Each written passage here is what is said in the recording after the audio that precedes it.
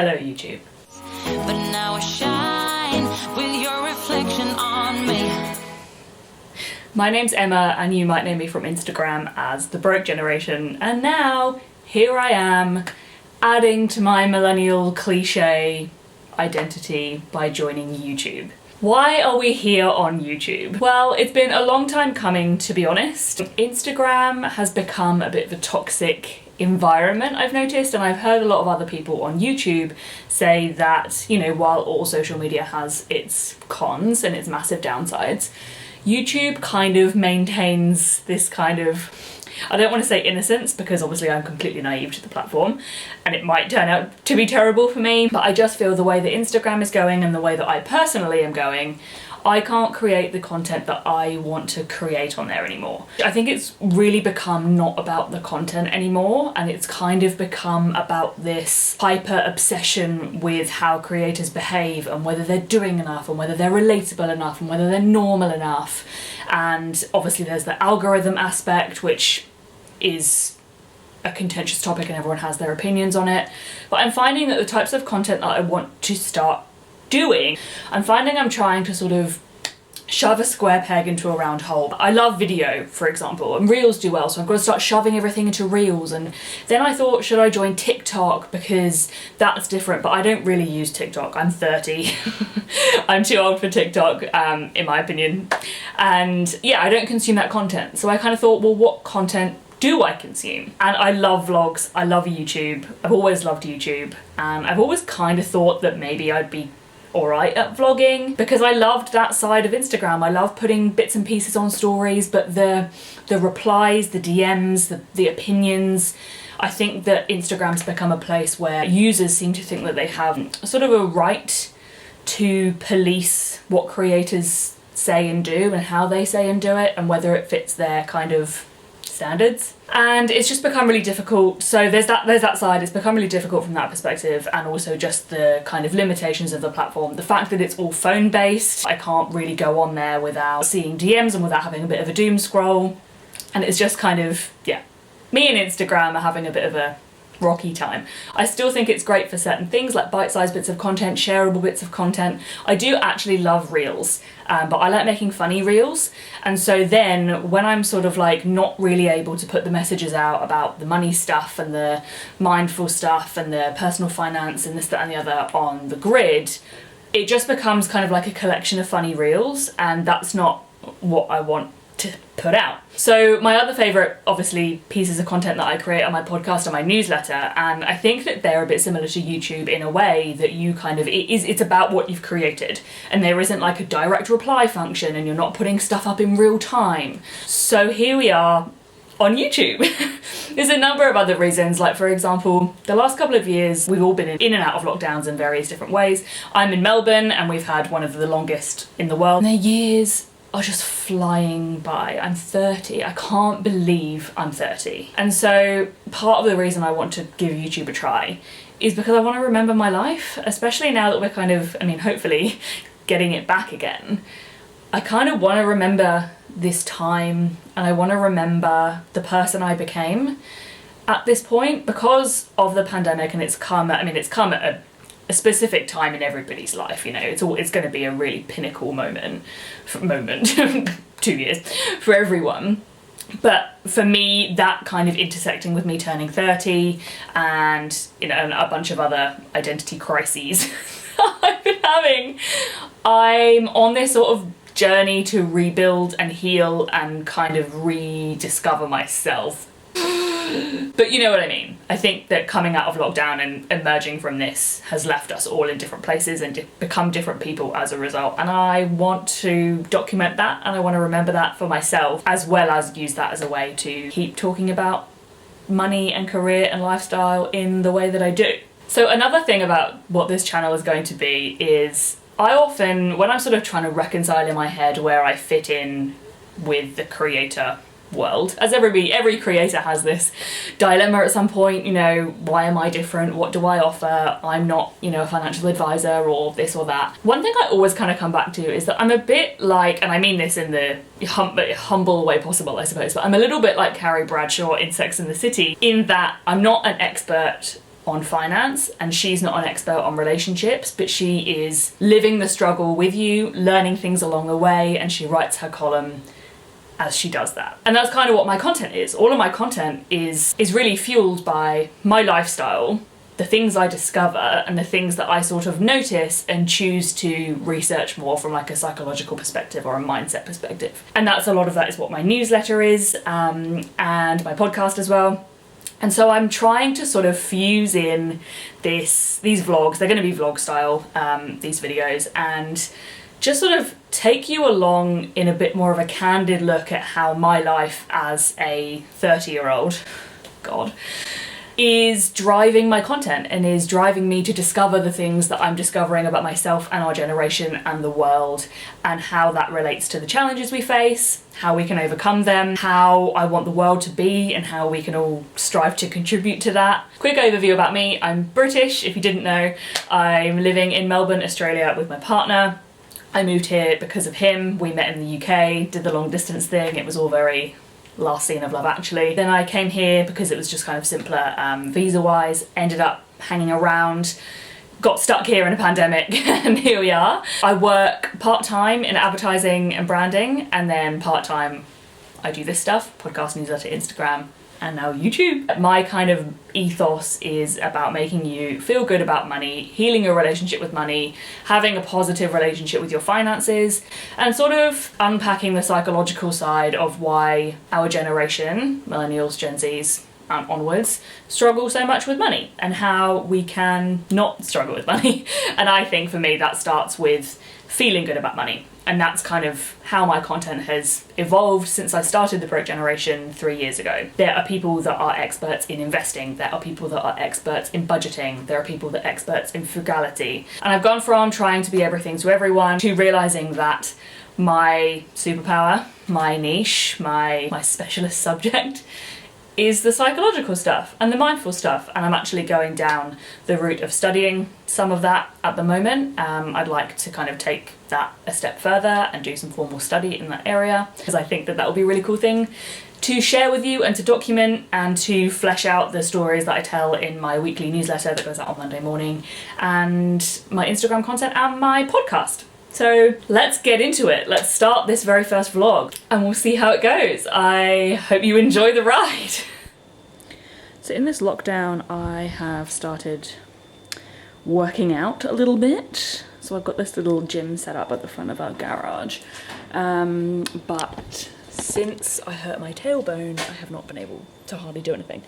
So today I wanted to try and do one of those walking workouts with Grow with Joe. And so I've got this very professional setup here, and so we're gonna give it a go. Waiting for my neighbour to go, because not only is doing this workout in front of them humiliating, but also filming myself doing it.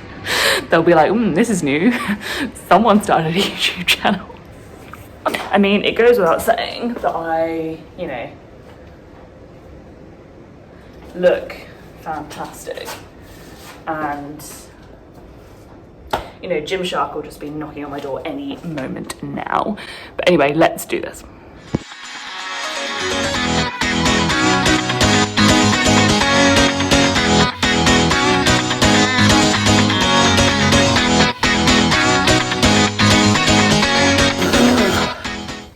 Okay, that was really difficult. Would recommend, if you don't like that kind of like burpee type fitness. It's kind of like low impact, but really gets your heart rate going.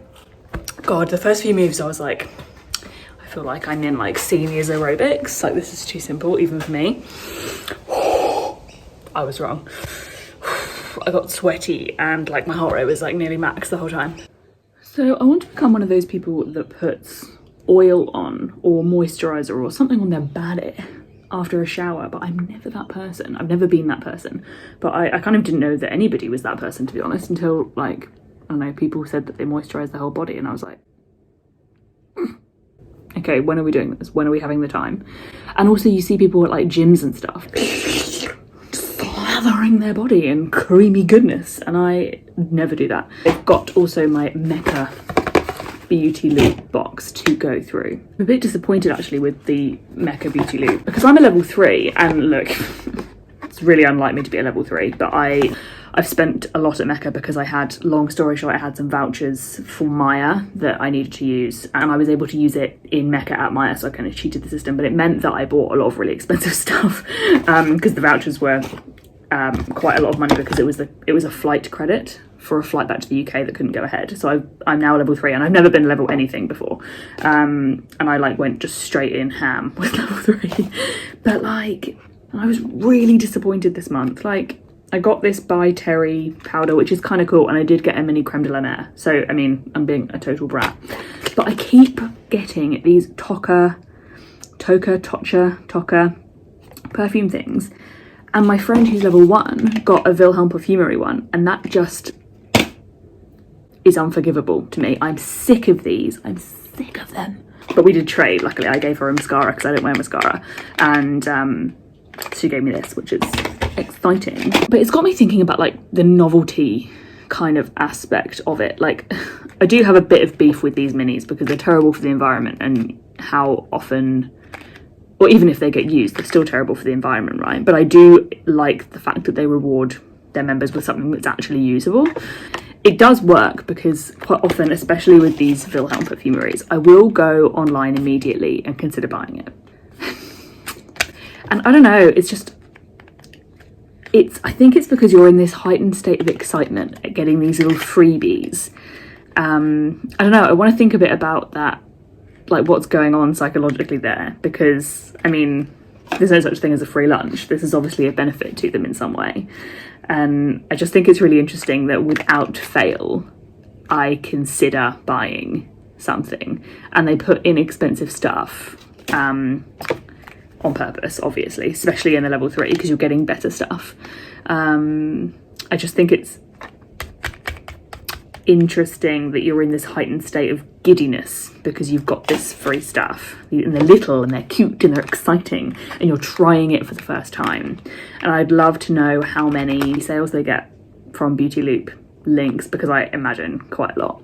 I think I would have been a sucker for it if I wasn't sort of like, you know, unpacking my own financial biases for a living. So at uni, I wanted to do my dissertation. I started doing my dissertation, my thesis, my honours thesis, the impact of mini samples on beauty conglomerates and sort of consumer behaviour and that kind of thing. I ran into a bunch of roadblocks because there wasn't enough existing research on it, and so it was really hard to do like a lit review and everything. But I don't know, there's so many things in life that I come across and I'm like, God, I'd love to do a dissertation on that. I've been trying to do, so I use these serums in the morning, they're the Medicate serums, and you need to like let them sit in before you put anything else on, and because I'm like such an impatient lazy bitch, I want to just like rush through my skincare routine. So I've started trying to have like a little morning routine. Oh god, I'm in the YouTube cliches already, guys, save yourselves. I have started trying to do like my morning list, which is again a really new thing for me. I know I'm a fucking cliche. Did you know that thinking about gratitude is good for mindfulness? This is a completely original thought that no one's ever said before. But I have started doing it because something I've been talking through with my therapist about trying to feel happiness again. That was dark. Trying to feel happiness and stuff, and writing things I'm grateful for. But another thing is things I love about myself, because my confidence has been like in the depths of despair lately, and just like gratitude compounds, confidence can compound. I think I made this up, but I'm sure it's true. So I'm writing 3 things I'm grateful for and 3 things that I love about myself, or that I'm proud of about myself. I'm proud of myself for, should I say. And I'm kind of trying to, this has a point, I swear, I'm trying to do that in between my serums. So I'll put on like my B5, do a list, put on my C, do a list, then moisturizer, SPF.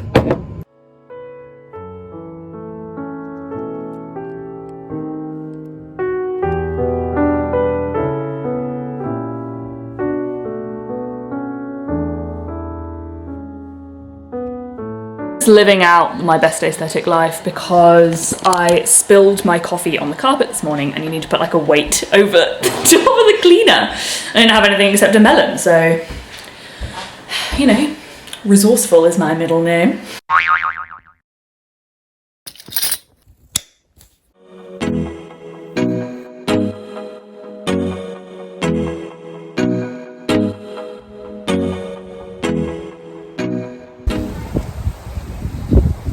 forcing myself to get used to YouTubing, to vlogging in public, because another reason I want to do this channel is that doing things that require my attention and that let me block out what other people think is really good for kind of nurturing my confidence back to health. Fuck everybody, yeah, I'm filming a YouTube.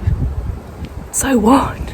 I'm just thinking about how novelty is such a driver of behaviour and how novelty spending is really huge. I nearly ordered the other day, a cheese toasty pack as part of like some kind of food and wine event or something, and I stopped myself as I was about to check out because I was like, this is like $65 for 3 cheese toasties. My partner doesn't really like melted cheese that much, so it would only be me that's eating them. I can't possibly eat 3 well, I mean, challenge accepted, but I just stopped myself because I knew that I was buying because of novelty. So I think that's what I'll be not being able to help but wonder about, a la Carrie Bradshaw in this week's newsletter. Is novelty spending the thief of good decisions? Just got a cactus from Spotify. We dig your podcast and want to help it grow. I'm very proud of that because my podcast is only 3 months old. Sitting in bed doing my morning lists, my skincare, got an espresso, feeling like a goddess.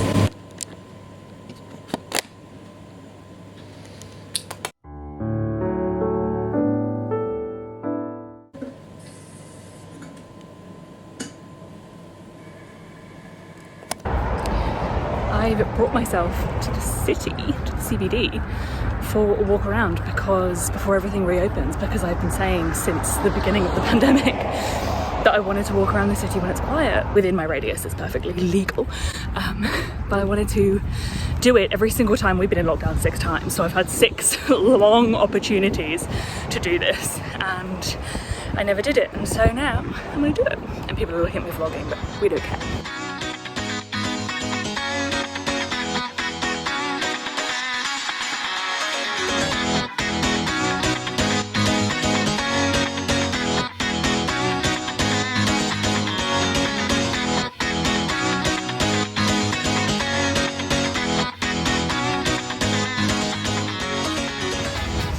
The city wasn't quite as quiet as I hoped because there's a lot of construction work going on, but it's just nice to have a change of scenery and to be just like out by myself on a weekday. So on the topic of novelty and novelty spending, a huge novelty for me is like new things in the supermarket, and all of the new Caramilk goodies are one of those things. Everyone's been asking me to do like a big taste test of all the different Caramilk things and some of the new things that have come out. So I'm going to go and get them all and do that to round out this very first vlog. Hi everyone, and welcome to the ultimate Caramilk taste test. So this is the new Caramilk McFlurry that came out today, I think is the first day. So let's get in here. God.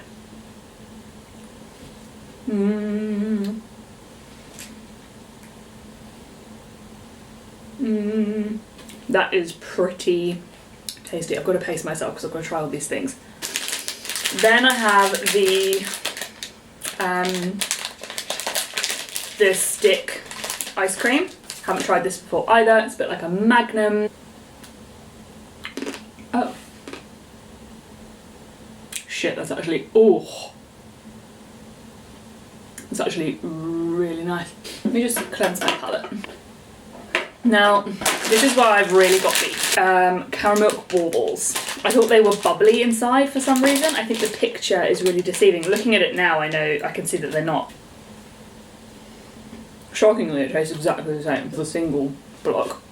And this is really where the novelty thing is going to come into play. This is where companies capitalise on the novelty. They put these out knowing that people love Caramilk and knowing that people will buy anything new that they release. This is the biggest waste of time. I mean, look, if I wasn't doing this, I would have seen that they weren't bubbly and I wouldn't have bought them. But probably because I'm in this state of analysing novelty spending. I think otherwise, any other kind of person that I am, like I jumped to buy the Caramilk Flake when it came out, for example, even though it's basically the same as the 12. Oh my god, they're rolling out everywhere. Caramilk Marble. Ooh.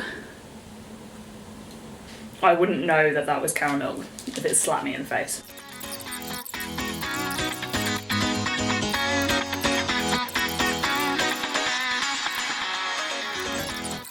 yeah, look, all of these products and this sort of, I think there's a real culture of this stuff now,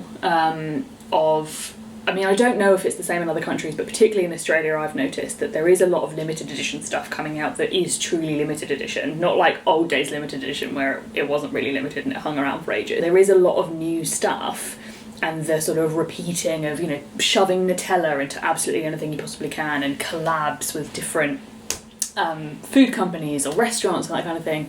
And especially in the pandemic, Mr. Miyagi, a restaurant in Melbourne, has been doing like one night stands at different cafes and stuff across like different suburbs for people that wouldn't be able to access the Mr. Miyagi restaurant because of the 5 kilometre radius. And like, amazing ideas, and I'm absolutely not saying that you shouldn't support these businesses and give them your money, but it's interesting how a number of times I've jumped at those being like, oh my god, I want to do that. Like when picnics were allowed, there were all of a sudden all these cool picnic ideas. And again, don't get me wrong, those businesses need supporting, and it's not about whether or not you should do that, but it's about that novelty tactic again. And I think that's a really interesting state to be aware of when you're making purchase decisions, if you are in that heightened state of giddiness that comes with novelty. Sign up to the newsletter if you haven't already. If you are signing up late, you do get access to all past newsletters when you sign up, so you can catch the newsletter if you're watching this in the future. I appreciate you joining me for my very first vlog. I hope you enjoyed the newsletter unpacking the novelty fallacy, which is what I'm going to call it, and I will see you in the next one. Bye.